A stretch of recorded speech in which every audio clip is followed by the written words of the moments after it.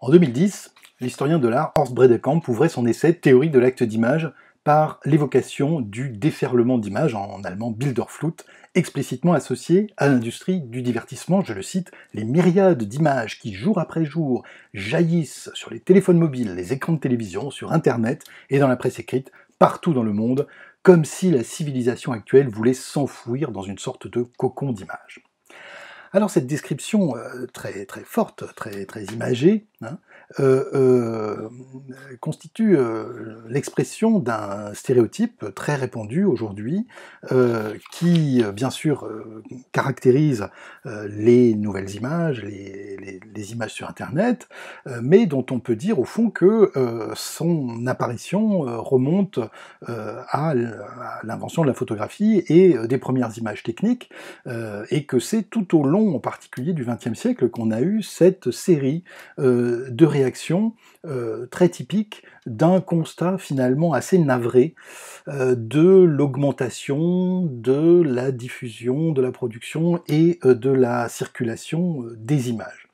Je prends un autre exemple qui est connu de tous, c'est le célèbre article de Walter Benjamin, L'œuvre d'art à l'ère de sa reproductibilité technique, où on voit bien, alors la position de Benjamin est un peu plus complexe parce que lui considère l'intervention de ces nouvelles images dans le paysage culturel comme quelque chose d'émancipateur, mais la lecture qu'on fait souvent de cet essai est une lecture conservatrice qui regrette la perte d'aura, la perte d'authenticité par la reproduction. Et donc, vous voyez, ce qui est intéressant, c'est que il existe un phénomène similaire dans l'histoire culturelle, qui est la description de l'invention de l'imprimerie dans le contexte de la culture de l'imprimé, et qui est considéré généralement comme un atout, comme quelque chose dont le succès a été une démocratisation et une émancipation culturelle.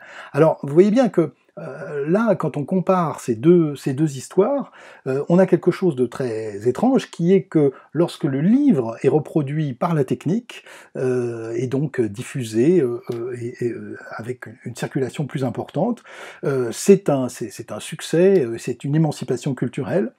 Et quand l'image est reproduite, alors là, ça a l'air beaucoup plus inquiétant, c'est une rupture de contrat, c'est une perte d'aura, c'est une menace sur la vérité et sur l'authenticité. Donc, je dirais que voilà, pour essayer de caractériser ce qu'expriment ces formulations, je pense qu'on peut parler d'une panique face aux images, et qui se traduit par quelque chose de très particulier et de paradoxal, qui est que nous vivons dans une société qui est très iconophage, c'est-à-dire qui consomme effectivement beaucoup d'images, mais qui est simultanément iconophobe, c'est-à-dire que dans l'analyse et dans le regard porté sur les usages visuels, on est souvent dans la condamnation morale. Très souvent, cette condamnation est liée au fait que l'image est perçue finalement comme un produit des industries culturelles sur lequel on n'a pas finalement beaucoup d'informations, on ne sait pas très bien comment c'est fait, et donc là, les médias qui viennent à l'esprit des commentateurs sont évidemment la publicité, l'illustration de presse ou la télévision. Et je donne un dernier exemple de cette réception particulière des médias visuels, c'est la chanson militante du poète Gil Scott-Heron, qui en 1970 chantait The Revolution will not be televised, la révolution ne sera pas télévisée, ce qui voulait dire bien sûr que pour faire la révolution, il ne faut pas rester derrière son écran, il faut mouiller sa chemise, il faut descendre dans la rue, il faut agir, mais simultanément, ça voulait dire aussi que les grands médias ne vont pas s'intéresser, ne vont pas diffuser l'image de l'insurrection, ils vont au contraire essayer de la cacher, de la dissimuler, ou de la travestir. Et cette description correspond encore très bien à ce qu'on voit aujourd'hui sur les chaînes d'information, dont la plupart sont des médias conservateurs et qui ne sont pas critiques du pouvoir, et qui, en effet, nous font assister à tout un tas de phénomènes de travestissement, de dissimulation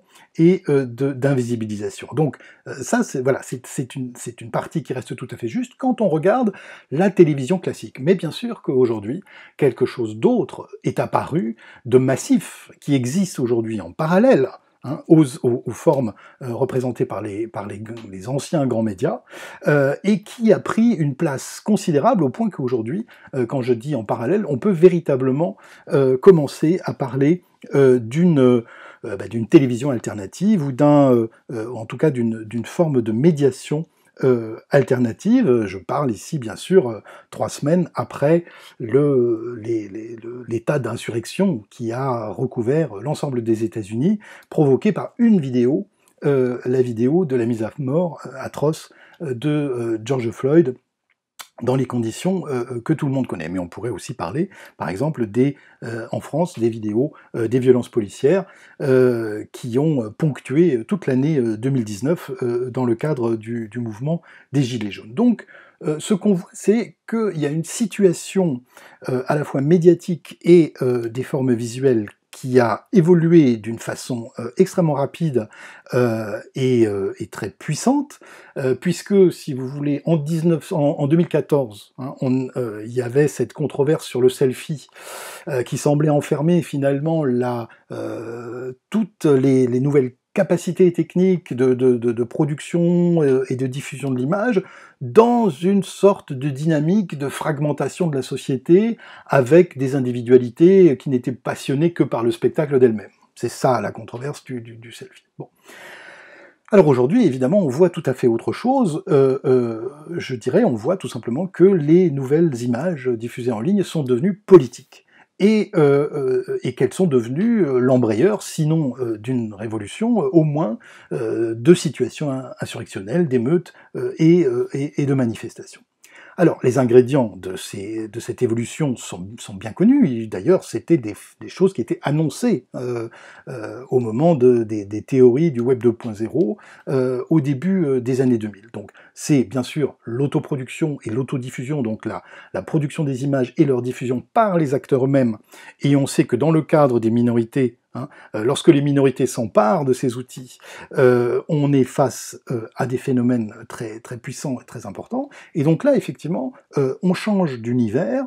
Alors, ce qu'il faut ajouter, c'est que il y a une couverture, la dernière couverture du New Yorker qui est très impressionnante, avec cette image de George Floyd qui est un peu inspirée du Léviathan de Hobbes, où on voit donc le portrait de George Floyd, et puis à l'intérieur de son corps, donc il couronne en quelque sorte cette couverture, et à l'intérieur de son corps, Kadir Nelson a dessiné les victimes du racisme américain, donc des victimes qui sont souvent mortes, qui ont été tuées, et qui sont rassemblés à l'intérieur du corps de Floyd. Donc, ce que cette image exprime très fortement, c'est que, bien sûr, la vidéo de la mise à mort de Floyd a été la goutte d'eau qui a fait déborder le vase. C'est ni la première, ni la dernière, malheureusement, atrocité raciste, et que donc c'est un révélateur d'un phénomène sociétal à l'échelle de l'histoire des États-Unis. Mais d'un autre côté, je trouve qu'on est passé quand même très très vite sur le contenu de la vidéo. Comme très souvent, ces images ne sont pas analysées, elles ne font pas l'objet en réalité d'une étude approfondie, ni sur le plan formel, ni sur le plan de la diffusion, ni sur le plan de la viralité. Donc tout ça, on fait comme si ça allait de soi. Vous voyez, par exemple, le quotidien Libération n'a pas publié à aucun moment un photogramme, l'image de la mort de George Floyd. Voilà. Donc on en parle comme si tout le monde le connaissait, donc vous l'avez vu en ligne, il y a cette espèce de délégation très étrange de l'information sur Internet, et puis pour le reste, donc voilà, du côté des grands médias, on a quand même plutôt tendance à masquer, à camoufler, et puis il y a aujourd'hui une polémique qui existe autour du murder porn et de l'idée qu'il ne faut pas diffuser ces images parce que ça serait participer à une pornographie du meurtre, ce à quoi je ne crois pas du tout, parce que voilà, c'est bien, effectivement, ce sont ces images qui ont provoqué cette émotion, et cette émotion, c'est pas seulement une émotion négative, c'est un sens de la responsabilité, c'est une demande de justice. Parce que ce qui se passe, et je crois qu'il faut bien le comprendre, c'est que d'abord cette séquence, c'est une séquence comme on n'en avait jamais vue. C'est absolument, d'abord l'agonie d'un homme comme ça. Et je dirais, heureusement, on n'en voit pas tous les jours, ça reste quelque chose d'extrêmement rare, mais il n'y a pas que ça. il n'y a pas que la torture vraiment visible que subit cet homme.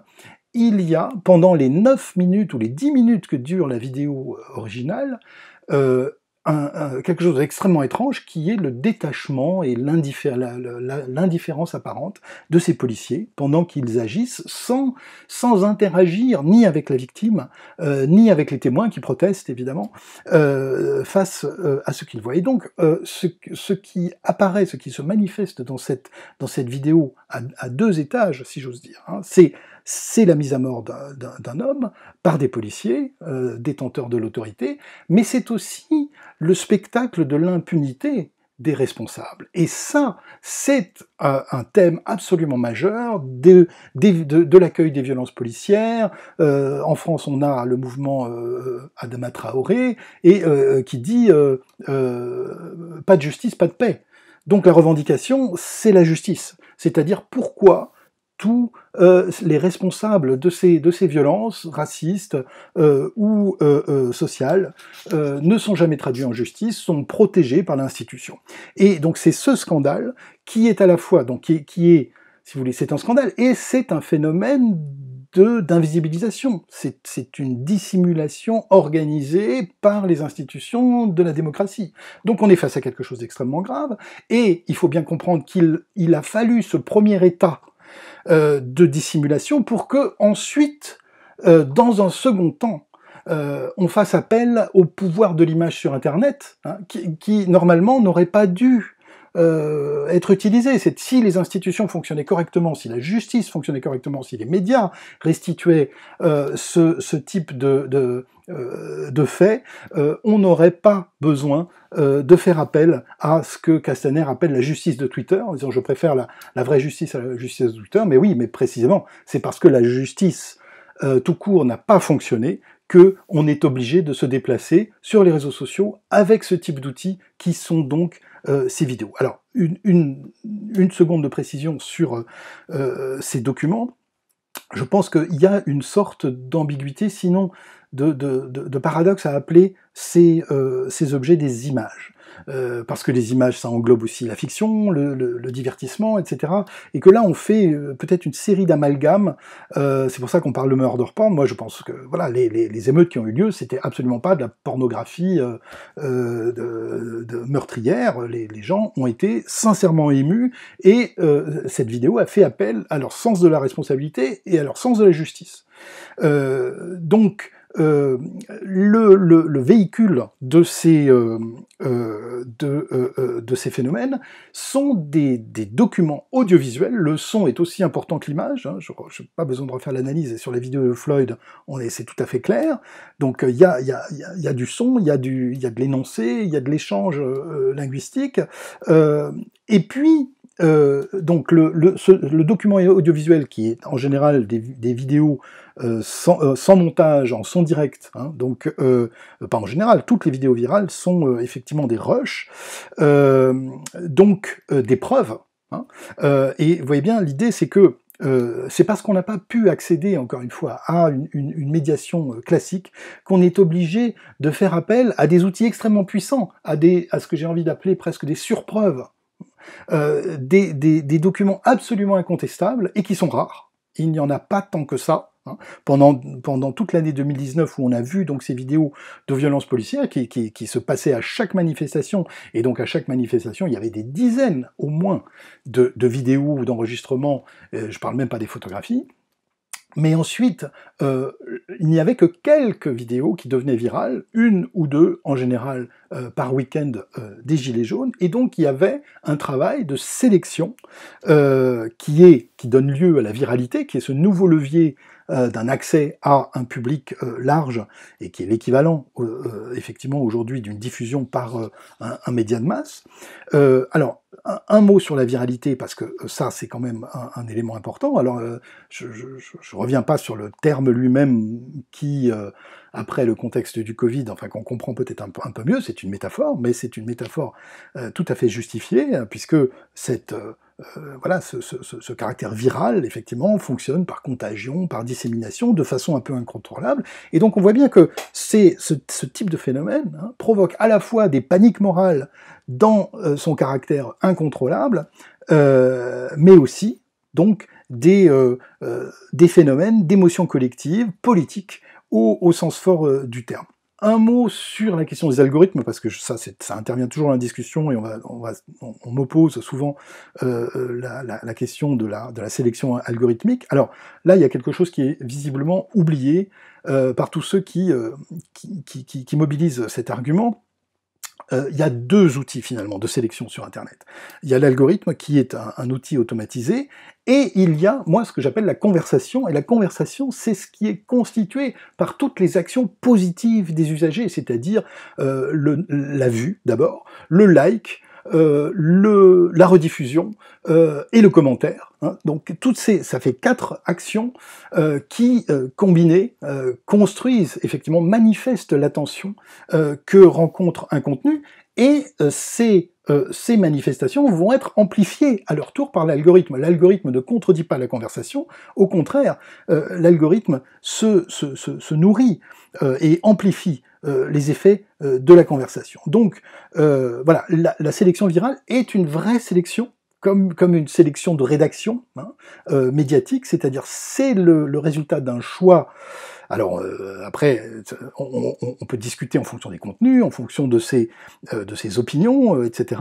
Donc le débat reste ouvert. La question est que grâce à cet outil, donc ce nouvel outil viral, des contenus peuvent accéder au débat public. Et je crois que c'est vraiment tout l'enjeu de ces documents, c'est en effet, dans le cas des minorités, on voit très bien le mécanisme qui est quelque chose où la parole a été refusée et où on fait appel donc à ces nouveaux médias pour précisément accéder à l'espace public.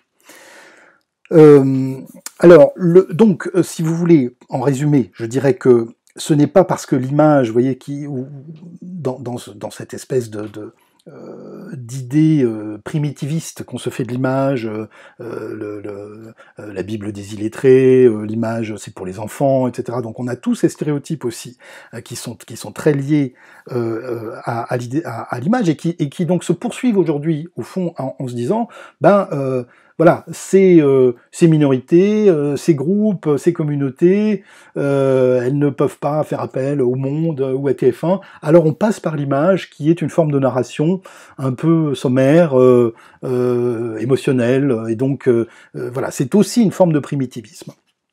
Moi je pense que l'image n'est pas un moyen primitif. Ce n'est pas parce que l'image est un moyen primitif de raconter que ces vidéos s'imposent, mais au contraire, parce que ces documents qui sont, je le répète, rares, c'est-à-dire que trouver la bonne configuration narrative est un phénomène rare, représente au contraire le plus haut degré de preuve, celui dont il faut disposer lorsqu'on veut faire face à la mauvaise foi, à la désinformation et au pouvoir majoritaire. Hein. Donc c'est voilà, faire apparaître la question des violences policières en France alors que tous les pouvoirs politiques, toutes les autorités et pendant un grand moment les médias, les grands médias ont refusé d'en parler, eh bien il faut un sacré niveau d'argumentation, de militance, il faut y revenir des dizaines, des centaines de fois, et c'est finalement au bout d'un an. Il a fallu un an pour que ce thème émerge dans le débat public, donc c'est pas du tout facile, ça ne va pas du tout de soi, c'est un travail énorme, et les vidéos, voilà, ici, jouent un rôle de preuves sélectionnées par la viralité. Un petit mot pour finir, la question de la circulation des images est une question importante, et en même temps, vous voyez bien que sa formulation nous enferme un peu dans une clôture qui est celle de l'imagocentrisme, caractéristique d'une connaissance encore très imparfaite des images. Je pense que c'est notre mauvaise connaissance des images et aussi des relations qu'elles entretiennent avec les autres formes signifiantes qui nous conduit très souvent à isoler les formes visuelles, alors que ce sont des signes qui se combinent en permanence avec du son, avec du texte, avec de la musique. Donc, le programme, ça pourrait être tout simplement de se dire que pour ne cesser d'avoir peur des images, il faut d'abord mieux les connaître, c'est-à-dire que plutôt que de voir, comme certains, dans les images, notre ennemi, dans leur déferlement, dans leur circulation, je dirais que l'ennemi, c'est plutôt nous-mêmes, et donc c'est plutôt à nous d'abord de balayer devant notre porte pendant que la révolution s'affiche sur les écrans. Je vous remercie.